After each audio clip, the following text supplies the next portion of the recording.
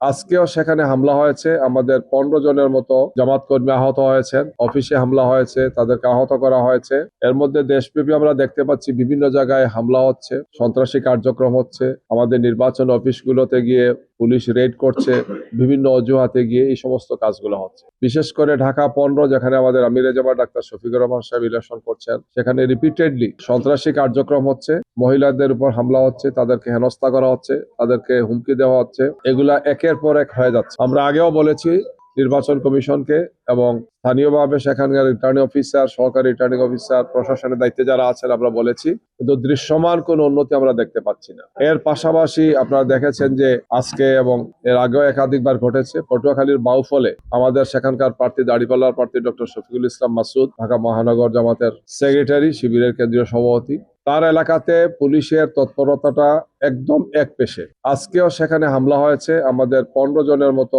জামাত কর্মী আহত হয়েছেন। অফিসে হামলা হয়েছে, তাদেরকে আহত করা হয়েছে। এবং আমরা ওসির ব্যাপারে বলেছি, বাউফলের ওসি চূড়ান্ত ভাবেই তিনি এক পক্ষপাত দুষ্ট, একদম পুরোপুরি তিনি পক্ষপাত দুষ্ট আচরণ করছেন। আমরা এসিকে বলেছি তাকে অবিলম্বে সেখান থেকে প্রত্যাহারের জন্য। এই ওসি সাহেব থাকলে বাউফলের এই নির্বাচন শান্তিপূর্ণ, সুষ্ঠু, গ্রহণযোগ্য হওয়ার কোনো কারণই নেই। এর আগেও তিনি বিভিন্ন অজুহাতে এসে জামাতের নির্বাচনী অফিস রেড করেছেন এবং তার সাথে বিএনপি, ছাত্রদল, যুবদলের নেতা কর্মীদেরকে তিনি সাথে নিয়ে আসছেন। বুঝাই যাচ্ছে যে একদম উদ্দেশ্য প্রণোদিত ভাবে তারা সেই কাজটি করছেন। তো আমরা বলেছি যে আমরা আজকের মধ্যেই এই দেখতে চাই ইসির পক্ষ থেকে ওনারা পদক্ষেপ নেবেন, অন্যথায় কোনো অবস্থায় সেখানকার নির্বাচন শান্তিপূর্ণ হবে না, এই নির্বাচন গ্রহণযোগ্য হবে না। পাবনাতে আপনারা দেখেছেন অনেকগুলো ঘটনা পরপর ঘটেছে। পাবনার হাবিবুর রহমান সাহেব, আপনার একজন এমপি সাহেব, একসময় তিনি এক দল করতেন, এখন বিএনপিতে তিনি আছেন।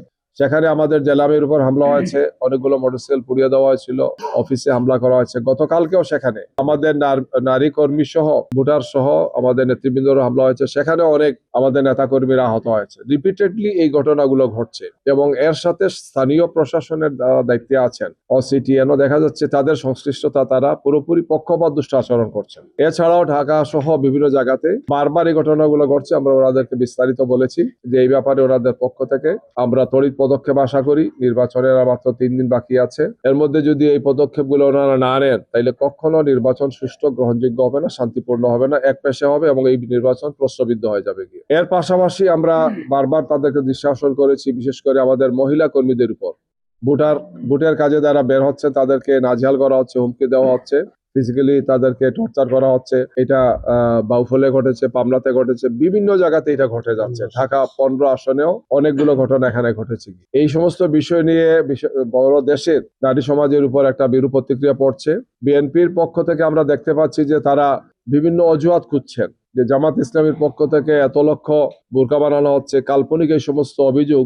আসলে এই সমস্ত অভিযোগ তারা করছেন এই কারণে আমাদের মনে হচ্ছে যে তারা একটা নাটক করতে চাচ্ছেন। নাটকের জন্য এই সমস্ত কোনো সুনির্দিষ্ট কোনো তথ্য নাই। তো বলা হচ্ছে যে অমুক দলের পক্ষ থেকে এত লক্ষ বোরকা বানানো হচ্ছে। এটা কোথায়, কে বানাচ্ছেন, কার জন্য বানাচ্ছেন, এই ব্যাপারে কোনো নির্দিষ্ট অভিযোগ নেই, কিন্তু এই সমস্ত জিনিস ছড়ানো হচ্ছে। উদ্দেশ্য হচ্ছে যে যারা হিজাবদারি বা যারা পর্দা করেন, যেহেতু আমাদের বাংলাদেশের আপনারা জানেন অধিকাংশ নারীরাই এটা পছন্দ করেন, এবং এই অবস্থায় তাদেরকে ভয় ভীতি দেখানো, তাদের মধ্যে একটা সংশয় তৈরি করা, অথবা আমাদের আরো আশঙ্কা যে এই সমস্ত কারণে নারী ভোটাররা হয়তো নির্বাচনমুখী হতে ভয় পাবেন তারা। আমরা নির্বাচন কমিশনে বলেছি এই ব্যাপারে আপনাদের পক্ষ থেকে আমরা দৃশ্যমান অ্যাকশন চাই, যে এটার মাধ্যমে যেখানে আমাদের অর্ধেক ভোটার হচ্ছে নারী, নারীদের নিরাপত্তা দেওয়া, নারীদের সম্ভ্রম রক্ষা করা, তাদের সম্মান মর্যাদা রক্ষা করা আমাদের সবার দায়িত্ব। অথচ একটা দল রিপিটেডলি কাজটা তারা করছেন গিয়ে।